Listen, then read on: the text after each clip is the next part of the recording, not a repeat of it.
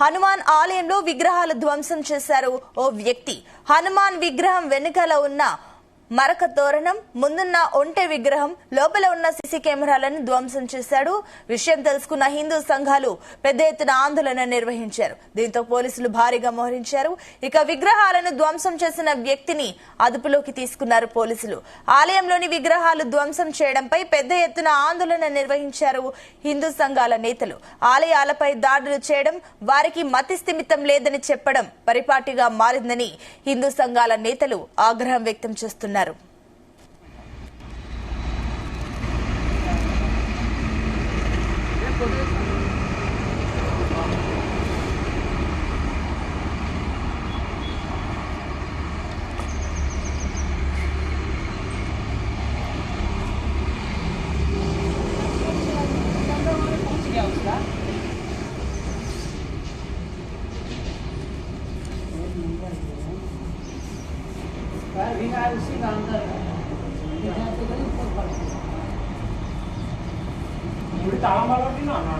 ताला लॉक था, ये लॉक तोड़ दिया ना, ये देखिए ताला भी तोड़ दिया।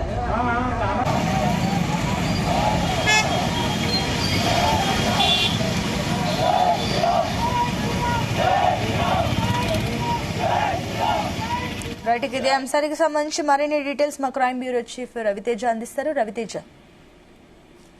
సంగారెడ్డి జిల్లా పటాన్చెరు మండలం రుద్రారం గ్రామంలో ఉద్రిక్త పరిస్థితి చోటు చేసుకున్నట్టుగా సమాచారం అందుతోంది. హనుమాన్ ఆలయంలో విగ్రహాలు ఓ వ్యక్తి ధ్వంసం చేశాడని ఒక సమాచారం తెలుసుకున్నటువంటి హిందూ సంఘాలు అక్కడికి చేరుకొని పెద్ద మొత్తంలో ఆందోళన వ్యక్తం చేస్తా ఉన్నాయి. హనుమాన్ విగ్రహంతో పాటు వెనుకల ఉన్నటువంటి మకర తోరణం, ఆలయం ముందున్నటువంటి ఒంటె విగ్రహం, ఆలయం పరిసర ప్రాంతాల్లో ఏర్పాటు చేసినటువంటి సీసీ కెమెరాలన్నీ కూడా ధ్వంసం చేసి ఎలాంటి ఎవిడెన్స్ చిక్కకుండా ఈ నిందితుడు జాగ్రత్త పడి కుట్రపూరితంగానే హనుమాన్ ఆలయం పైన దాడికి పాల్పడ్డట్టు కూడా హిందూ సంఘాలు అక్కడికి చేరుకొని ఆందోళన వ్యక్తం చేస్తున్నటువంటి క్రమంలో ఇది ల్యాండ్ ఆర్డర్ ప్రాబ్లం క్రియేట్ అయ్యేట్లా ఉంది. వేలాది మంది ఒక్కసారిగా రోడ్డుపైకి వస్తే మళ్ళీ ఏమైనా ఇష్యూస్ జరిగేటువంటి అవకాశం ఉన్నటువంటి నేపథ్యంలో పోలీసులంతా కూడా అక్కడ గట్టి బందోబస్తును ఏర్పాటు చేయడం జరిగింది.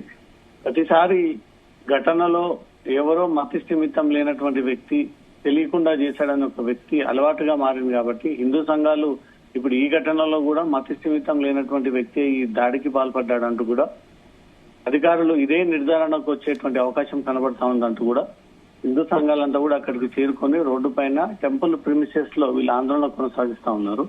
మొన్నటికి మొన్న పటాన్చెరు పరిసర ప్రాంతాల్లో జరిగినటువంటి హనుమాన్ ఆలయ దాడి ఘటన మరవక ముందే మళ్ళీ ఇప్పుడు రుద్రారంలో అదే హనుమాన్ ఆలయం టెంపుల్ పై కొంతమంది దుండగులు ఈ దాడి చేయడం పట్ల చూస్తూ ఉంటుంటే కుట్రపూరితంగా జరుగుతున్నటువంటి దాడులు, ఆలయాలని ధ్వంసం చేయాలి, విగ్రహాలని లేకుండా చేయాలి, హిందువులని రెచ్చగొట్టాలి, హిందువులని రోడ్లపైకి తీసుకొచ్చి ఆందోళన వ్యక్తం చేయాలన్న ఒక ప్లానింగ్ ప్రకారంగానే ఈ కుట్ర సాగుతా ఉంది అంటూ మాత్రం ఆందోళన వ్యక్తం చేస్తా ఉన్నారు.